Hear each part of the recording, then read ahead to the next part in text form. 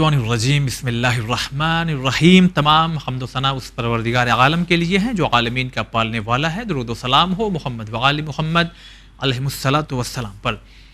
ناظرین کرام السلام علیکم ورحمۃ اللہ. پروگرام غور و فکر. دیکھیے غور و فکر کے سلسلے سے قرآن اور حدیث یعنی قرآن میں آیات حدیثیں بھری پڑی ہوئی ہیں کہ ہمیں غور و فکر کرنا چاہیے.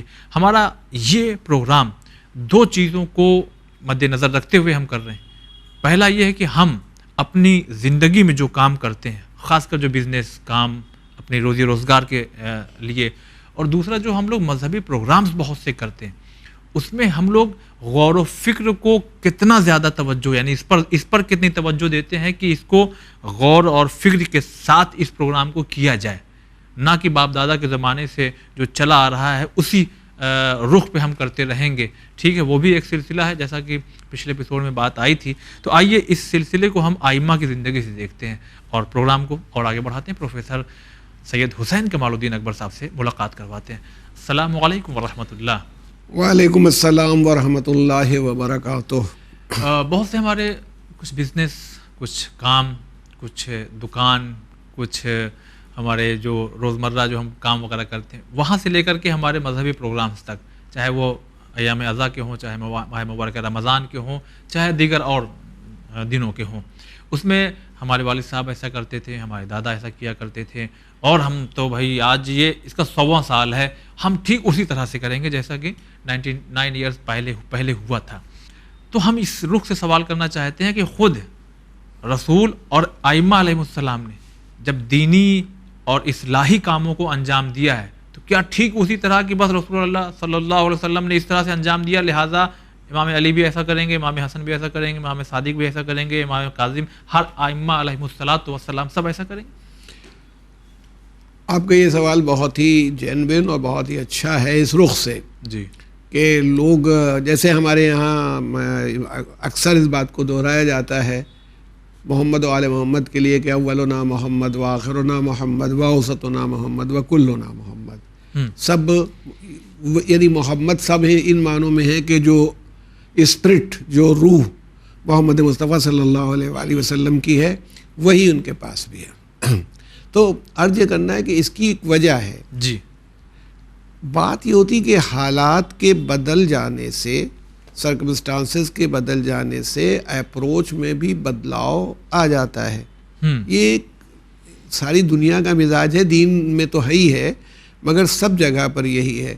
انبیاء کی پوری جتنی ہم لوگوں کو سیرت ملی ہے, نبیوں کی سیرت دیکھیے, حضرت موسیٰ, حضرت عیسیٰ, جناب ابراہیم, الگ حالات تھے تو ان کی اپروچ بھی الگ ہے, الگ الگ. اب ان کو ایک نمرود کے زمانے میں حضرت ابراہیم کو جس سسٹم آف ورشپ سے لڑنا تھا تو انہوں نے اس کے لیے جو اپروچ رکھی وہ دوسری رکھی. حضرت موسیٰ کو بنی اسرائیل کو آزاد کروانا ہے, فرعون کے ظلم سے نجات دلوانی ہے, ان کا اسٹائل اور ہے. حضرت عیسیٰ کو اپنی کمیونٹی اور سوسائٹی جو بنی اسرائیل کی تھی, جناب عیسیٰ نے ڈانٹا بھی ہے لوگوں کو کہ تم لوگ حرام کے اونٹ ہضم کر جاتے ہو اور مچھر حلال ہے یا حرام ہے اس پر فتویٰ پوچھتے ہو کہ مچھر کھا لیا ہے فتویٰ پوچھ رہے ہو, اور دوسروں کے جو پورے اونٹ کھا جاتے ہو, یعنی مطلب بڑی چیز تمہاری نگاہ میں نہیں آتی.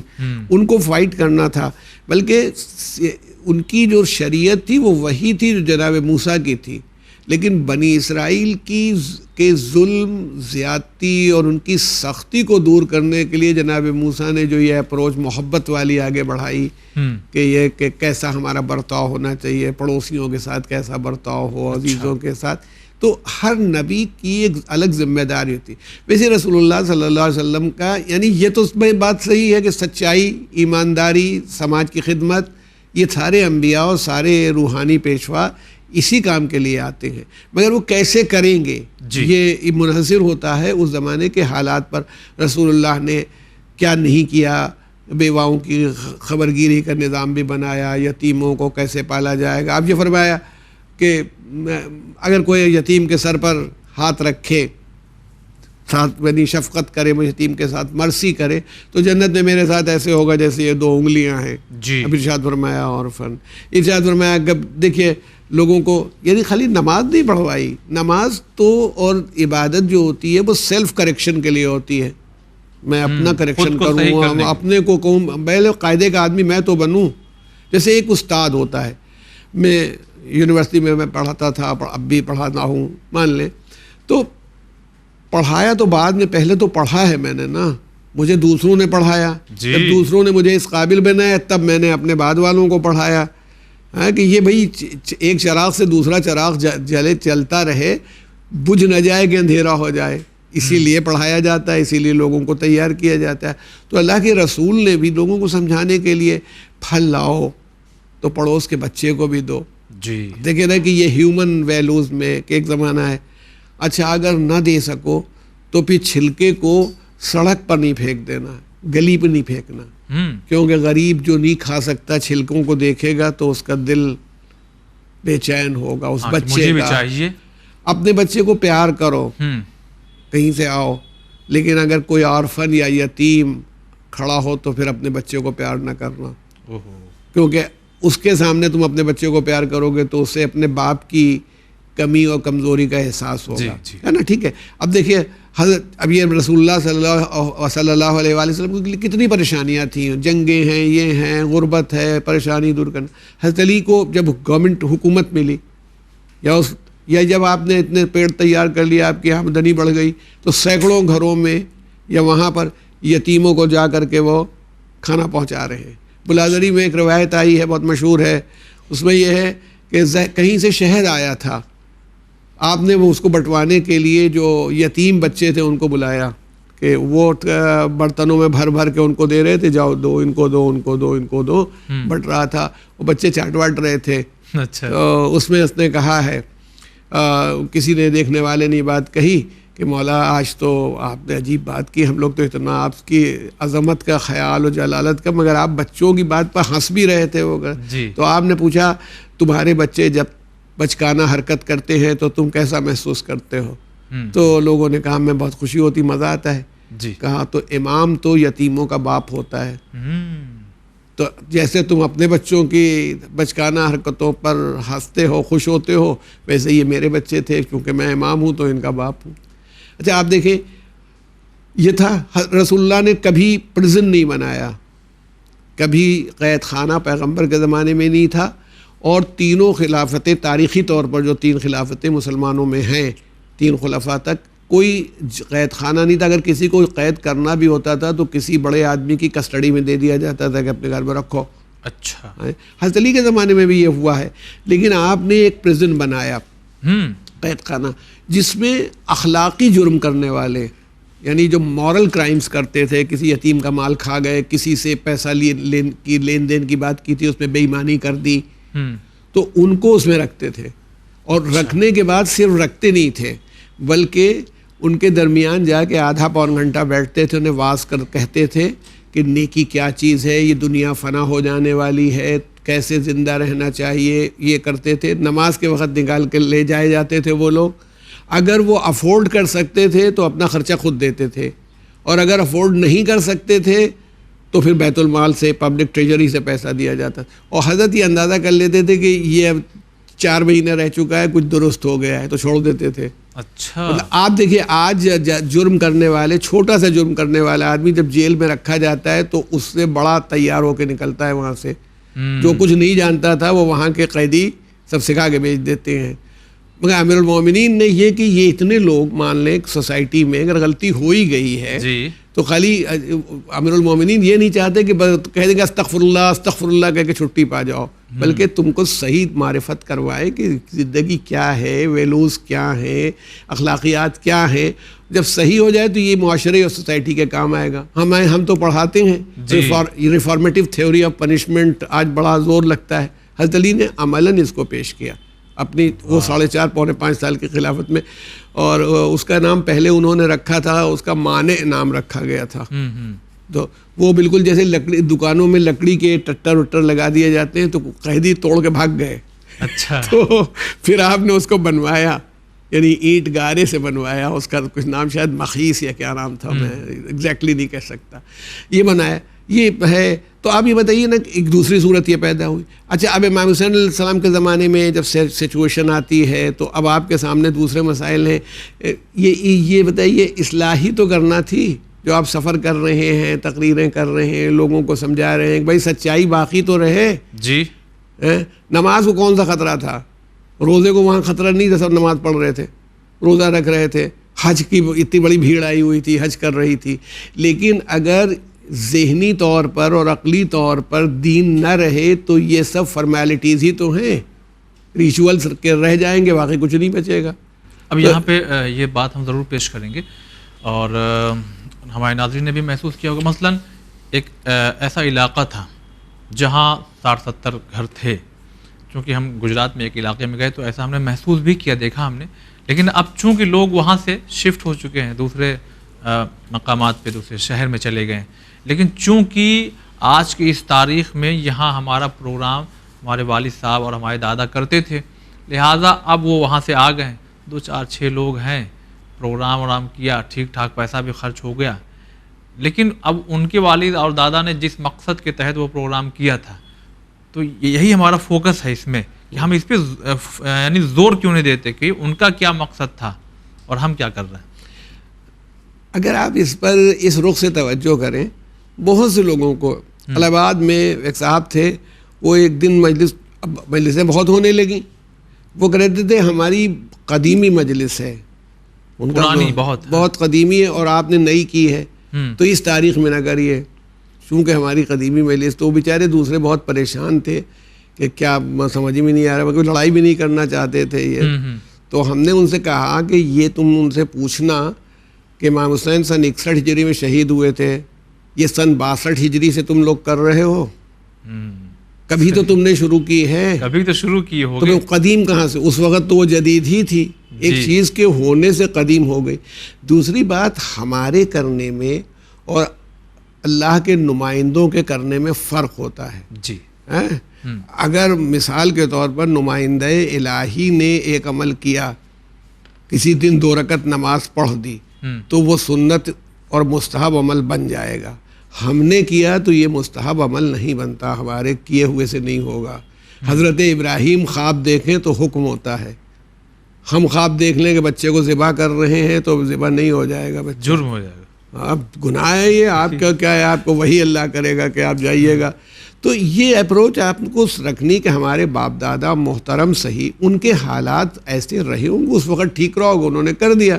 جی اب اگر آپ اس سے بہتر طریقے سے کر سکتے ہیں اور اس سے بہتر جگہ پر کر سکتے ہیں تو ویسے کر دیجئے.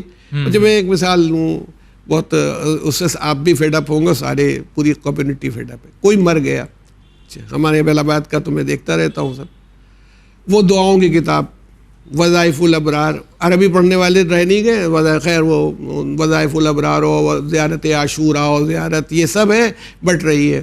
میرے بھائی اتنی سب ڈھیر ہیں، جبکہ میں شاید کم شریک ہو پاتا ہوں مجالس میں اپنے مصروفیات کی بنا پر. جو ہر اتوار کو جاتے ہیں ایک کتاب لیے ہوئے چلے آ رہے ہیں، کیا ہوگا؟ میں ایک دن میں نے کہا بھی، سب اسٹوڈنٹ نوجوان جمع تھے، میں نے کہا یار میں وصیت کیے دے رہا ہوں تم لوگوں سے کہ جب ہم مرے نا تو 40ویں میں جتنی جمع کتابیں ہیں وہ سب رکھ دینا، کہ جس کا جو جیچے اس میں سے لے جائے. وہ مرحوم ہو گئے، یہ اتنی کتابیں ان کو حاصل ہوئی تھیں، آپ لوگ لے جائیے. اب کیوں؟ اس کے بعد دوسرا طریقہ جو ہوا، یہ نیا ڈیولپ ہوا، جا نمازیں. اچھا شروع میں لوگوں کے پاس جا نماز نہ رہی ہوگی، اب کتنی تو میرے پاس پڑی ہوئی ہیں. بھئی ہمیں جس میں نماز پڑھتا ہوں وہ جو جا نماز تھی ہی، اب معلوم ہوا کہ سال میں 3-4 جا نمازیں اور مل گئیں، سجدہ گاہیں اور مل گئیں، تو میں کیا کروں گا؟ رکھے رہیے، کام آئے گا. اب کہاں جا نماز تو ایک ایسی چیز نہیں ہے، بلکہ جس پر نماز پڑھتا ہے وہ آغائے مرشی تابصرہ کے لیے سنا ہے کہ انہوں نے کہا تھا کہ وہ میری جا نماز میرے ساتھ دفن کر دینا، جس پر میں نے 40 یا 50 سال نماز شب پڑھی ہے، وہ تو اس کو دفن کرنا. تو بھئی یہ بھی ہے کہ جس پر ہم نماز پڑھتے ہیں، اس پر اتنی بار پڑھا ہے تو اس کی عظمت ہے، یہ بھی. لیکن ہم یہ نہیں کریں، ہم کریں بہت سے کام ہیں. آپ اتنی کتابیں کیوں چھاپ رہے ہیں؟ آپ کتابیں لگا دیجئے، مفاتیح الجنان ہے، تحفۃ العوام ہے، اہم کتابیں قرآن کے مختلف لوگوں کے ترجمے، اور مومنین سے کہیے بھائی جن کو جس کتاب کی ضرورت ہے وہ لے جائیں. اچھا مشورہ ہے جی. اچھا، ایک پاکستان میں ایک دعاؤں کی کتاب چھپی ہے، نوائے صالحین اس کا نام ہے، میرے پاس ہے، اتفاق سے مجھے دبئی میں کسی نے پریزنٹ کر دی تھی، بہت اچھی کتاب ہے نوائے صالحین. اس میں وہ شروع میں جنہوں نے دعائیں اماموں کی مرتب کی ہیں اس میں ایک نوٹ لگایا ہے، اگر آپ اسے نہ پڑھیں اور نہ پڑھ سکیں تو مسجد میں رکھ دیں جا کے، اور جو صاحب لے جائیں، پڑھنا ہو تو لے کے چلے جائیں، اور جب نہ پڑھ سکیں تو واپس مسجد میں رکھ دیں. یعنی اگر آپ کوئی کتاب لائے ہیں تو پڑھیں جی. آپ قرآن مجید، شادی کے موقع پر لڑکی کو قرآن ضرور دیا جاتا ہے، چاہے پڑھی ہو یا نہ پڑھی ہو، یہ قرآن لے کے گئی ہے، اچھا اچھی بات، تو چلیے اس نے پڑھا ہے، اب اس کے گھر میں پہلے سے قرآن موجود ہے. میرے پاس واقعتاً پریزنٹ کیے ہوئے، اور یہ جو سب لیے ہوئے نہیں ہیں، حج کے لیے گئے تو یہ قرآن ملا، پہلے سے گھر میں موجود تھا، ان کا ترجمہ ان کا ترجمہ. خیر ترجمے میں تو ہم لوگ یہ کہ مجالس کی وجہ سے اس سے ہم اپنے کنسلٹ کرتے ہیں، مگر جن لوگوں کے پاس ڈھیر لگے ہوئے ہیں اس سے کیا ہوگا؟ مطلب یہ بھی سوچنا چاہیے نا کہ ہم وہ چیز کیوں نہیں اکٹھا کرتے. آپ لائبریری بنائیے تو کتابیں اکٹھا کیجئے، قرآن کی تفسیریں، تشریح، یہ سب اکٹھا کیجئے اگر واقعی پڑھنا چاہتے ہیں. مگر یہ کہ بھائی کو ہونا چاہیے، یہ باحیثیت آدمی ہے تو یہ کوئی بڑی موٹی کتاب چھاپ کے بانٹیں گے. ایسا ہی ہو رہا ہے. یا تم نے پڑھی ہے؟ تم جو اپنے باپ کے لیے جو کتاب تم بانٹ رہے ہو، کاش تم ہی پڑھتے. ہم یہ کہتے ہیں، تب تو سمجھ میں آتی بات. تو جس چیز کی ضرورت ہو وہ کام کیوں نہ کیا جائے، یہ ہم یہ کہہ رہے ہیں کہ کام وہ ہونا چاہیے جس کی ضرورت ہے اور جیسے ہمارے حالات ہیں. اب مثال کے طور پر میں نے بات جہاں پر چھوڑ دی تھی، امام زین العابدین کے حالات ایسے ہو گئے تھے کہ گورنمنٹ کی نظر تھی. جی جی. آپ آئے، آپ نے دعائیں شروع کی، دعاؤں کو سہارا بنایا، مگر یہ نہیں کہ دوسروں کو خالی دعائیں سکھایا کرتے تھے، وہ آپ نے دعائیں مانگی ہیں جو صحیفہ سجادیہ اور صحیفہ کاملہ میں ہے کہ انسان سر دھننے لگے اگر واقعی پڑھ لے. ہم تو کہتے ہیں ترجمہ پڑھنا چاہیے، عربی میں پڑھنے سے آپ کو کیا اس میں حاصل ہو جائے گا؟ ثواب تو اپنی جگہ پر یہ کہ اللہ ثواب دے دے گا. ارے یار ہر کام ثواب ہی کے لیے نہیں ہوتا. میں نے جیسے کبھی کسی مثال میں کہا تھا کہ وہ ابا کو اماں کو دیکھنے کا رسول اللہ نے ثواب بتا دیا کہ اگر دیکھو گے تو پیار سے محبت سے تو ایک حج مقبول کا ثواب ہوگا. تو کسی نے کہا یعنی جو حج قبول ہو گیا اس کا ثواب ہو جائے گا تمہیں ماں کو اور باپ کو محبت سے دیکھنا. تو وہ میں نے کہا کہ وہ کسی نے صحابی نے پوچھا رسول اللہ سے کہ اگر 70 بار یہی کرے، 70 تو ان کی یہاں گنتی ہے جیسے ہم کہتے ہیں کہ 100 بار منع کیا مانتا نہیں ہے، ویسے ہی ان کے یہاں 70 بار ہوتا ہے. تو 70 بار اگر کر دے کہ کہاں ہر بار ہوگا. اب میں کہتا ہوں میں اپنی اماں کو محبت سے دیکھے جا رہا ہوں، اماں کہہ رہی پانی پلا دو بیٹا، ہم کہتے نہیں ایک حج مقبول ہو گیا، اب ایک دوسرا میں آنکھ بند کر لوں پھر ایک حج مقبول کا ثواب رہے گا. یہ تو میری بے عقلی ہے. جس ماں کو دیکھنے کا ثواب حج مقبول کا تھا اس کو اٹھ کے پانی پلا دینے کا ثواب کتنا ہے؟ وہ کسی کے لیے میں نے پڑھا ہے کہ وہ ماں سے خدمت لینا اچھا نہیں ہے، باپ سے خدمت لینا اچھا نہیں ہے، مگر وہ پانی اپنی اماں سے مانگنا کرتے تھے. کسی عالم کا، کسی شخصیت کا میں نہیں کوٹ کر سکتا، لیکن یہ واقعہ ہے اصلی کہ صرف اس لیے مانگتے تھے پانی ان سے کہ پانی پلانے کا بے انتہا ثواب ہے تاکہ میری ماں کو یہ ثواب مل جائے. یہ ان کا خیال تھا کہ یہ ثواب میری ماں تک جائے، میرے باپ تک جائے، اس لیے پانی مانگا کرتے تھے. کیونکہ رسول اللہ صلی اللہ علیہ وسلم کی ایک حدیث ہے کہ اگر کسی آدمی نے وہاں پر پانی پلایا جہاں پر پانی اویلیبل ہے تو اس کو یہ اتنا ثواب حاصل ہوتا ہے کہ جیسے اس نے جناب اسماعیل کی نسل میں سے کوئی آدمی غلام ہو گیا ہو، اس کو آزاد کر دیا ہو. جہاں اویلیبل ہے اور جہاں نہیں اویلیبل ہے، بڑی مشکل ہے، وہاں پانی پلائے تو ایسے ہی ہے جیسے کسی آدمی کو زندہ کر دیا جو مر رہا تھا یا مردے کو زندہ کر دیا، اس کو جس طرح آپ نے فرمایا. تو اتنا ثواب ہے. اب اس نیت سے دیکھیے صرف عقل کی معیار کی بنیاد پر خدمت ہو رہی ہے. اب ہم خالی دیکھتے ہیں حج مقبول کا ثواب لیں گے، کام نہیں کر رہے. تو یہ چیز آدمیوں کو، ہم کو اپروچ کو اپنی بدلنا ہے. ہم کو سمجھنا ہے کہ عقل لگائیں گے تو کیا ہوگا. خالی ہر چیز میں ثواب ہی نہیں ہے. پتہ نہیں، اب معلوم ہوا کہ والد نے ہمیں کہا تھا کہ بیٹا یہ چیز لیے آنا. بہت دنوں سے مثلاً ہم نے سیب نہیں کھایا، ہمار کتابیں پلٹ رہے ہیں کہ ثواب ہے کہ نہیں ہے، اور مل گیا تو لے کے سیب چلے آئے، نہیں تو نہیں لائیں گے. ارے یار زندگی جو ہے یہ سب کام میں کبھی کبھی میں کہتا ہوں کہ اس کے چکر میں زیادہ نہیں پڑنا چاہیے کسی کو بھی. یہ صرف شوق پیدا کرنے کے لیے بتایا جاتا ہے اور ہوگا یہ نہیں ہے. بڑے آدمیوں کا یہ کام نہیں ہوتا ہے. جو بڑے دولت مند لوگ ہوتے ہیں کہ 100 روپیہ ان کے اکاؤنٹ میں آ گیا تو بیٹھے حساب کر رہے ہیں. یہ کام بینک کا ہے. اتنے فرشتے اللہ نے حساب کرنے کے لیے اور ثواب لکھنے کے لیے لگا رکھے, وہ اپنا کام کر رہے ہیں, تم نیکی کرو. تم بیٹھے کیا کیلکولیٹ کرو, گھنٹوں اس میں اپنا وقت برباد کرو گے, ہوتا رہے گا. اچھا, یہ ایک چونکہ جو آپ نے بات چھیڑی تھی اس میں مزید ہم اس بات کو اس لیے چھیڑ رہے ہیں تاکہ یہ چیز بھی کہیں نہ کہیں ہمارے سماج میں بہت زیادہ دیکھنے کو ملی ہے. آپ نے بہت سی مسجدوں میں دیکھا ہوگا پوری الماریاں بھری ہوتی ہیں, 30 چھوٹے چھوٹے جو پارے ہوتے ہیں, جی وہ یعنی ان کے والد مرے تو وہاں ان کے والدہ کا انتقال ہوا, وہ بھی لا کر کے.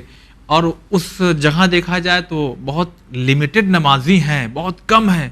قرآن بھی خوب پورا یعنی پوری الماری فل ہے, اور وہ اوپر سے لا کر کے 30 پارا بھی رکھ دیا گیا, رکھا ہوا ہے. مگر سب دیکھیے یہ زمانہ بدلا, پرنٹنگ میں سہولت ہو گئی, جی اتنی مہنگائی رہنی گئی. یعنی کتابوں کی جو تھی, ایک زمانہ تھا جب ہاتھ سے قرآن لکھا جاتا تھا, کتنا مشکل کام تھا, تو قرآن ہوتا ہی نہیں تھا. صحیح. تو یہ اس وقت بڑے کتنا مشکل کام تھا قرآن کا. وہ نہ ریپرنٹ ہوتا ہے, نہ پرنٹ ہوتا ہے, نہ اس کی فوٹو کاپی بن سکتی ہے اس وقت. اب اتنی اویلیبل ہیں. جی تو سوال یہ کہ پڑھنے والے ہیں, اگر پڑھنے والے نہیں ہیں تو آپ نے ایک کار عبث کیا ہے. جو جیسے مثال کو بھوکے کو کھانا کھلانا ثواب ہے, وہ بھوکا ہی نہیں ہے, تو آپ اگر زبردستی اسے کھانا کھلائیں گے تو اسے کالرا ہوگا بھی, پیٹ میں کوئی بیماری ہو سکتی ہے. ہو سکتا ہے کوئی سوچے کہ بتائیے قرآن کو بھی لے آنے میں تکلیف ہو رہی ہے. یہ نہیں تو وہ تو ہر جگہ یہی ہے کہ کوئی بھی چیز عمل ہوگا وہ عقل کی بنیاد ہی کے اوپر ترقی پاتا ہے, اور اس کی گروتھ ہوتی ہے, اس کو اونچا لے جاتے ہیں ہم لوگ. اگر وہ نہیں, آپ کو اور ہم کو ثواب میں یہ چیز تلاش کرنی پڑے گی کہ ضرورت کیا ہے. تو کیا ضرورت بتائیے. نہیں, ہمارا کہنا یہ ہے کہ آپ ایسا کیوں نہیں کرتے ہیں کہ کوئی ایسا انسٹیٹیوشن بنائیے, بہت سے لوگ مل کے بنا لیں جہاں قرآن کی صحیح تعلیمات دی جاتی ہیں. اگر قرآن کو انگریزی ترجمے میں پڑھنے والے موجود ہیں تو آپ انگریزی ترجمہ کیوں نہیں چھاپ کے دیتے. اگر ہندی میں بچے قرآن سمجھ سکتے ہیں تو آپ ہندی کا ٹرانسلیشن بانٹ دیجیے, وہ والا گھر میں رکھا ہے عربی والا, ہم عربی والا پڑھ لیں گے, آپ ہمیں ہندی میں دے دیجیے, انگریزی میں دے دیجیے, گجراتی میں دے دیجیے, بنگالی میں دے دیجیے. اگر آپ واقعی انٹرسٹیڈ ہیں, جو چیز اویلیبل نہیں ہے اسے فراہم کریں, اور جو چیز اویلیبل ہے وہاں خالی ڈمپ رکھی ہوئی ہے. بعض لوگ تو ایسے ہوتے ہیں کہ ان کے قرآن خفتہ ہو گیا, جا کے مسجد میں ڈال آتے ہیں کہ کیا کریں اس کو, بتائیے. کوئی معاذ اللہ کوئی ایسی جگہ ہے, گوڈاؤن ہے جس کے لیے آپ نے جا کر کے رکھ دیا ہے. تو یہ ہر چیز میں آدمی کو توجہ دیکھیے. اس میں میں آپ سے عرض کروں, میں سب کے لیے تو نہیں کہتا, اور مجھے حق بھی نہیں ہے کہ میں کہوں کہ یہ مسجدوں میں ہماری طرف پنکھے لگے رہتے ہیں. جی جی, ان کے پروں پر لکھا رہتا ہے من جانب فلاں مرحوم ایصال ثواب. یعنی پینے کا کولر لگا اس پہ بھی لکھا ہوا ہے. ہاں, یہ کس کے لیے لکھا ہے آپ نے کہ میں ان کے ایصال ثواب. اگر نہ لکھتے تو ثواب نہیں ہوتا.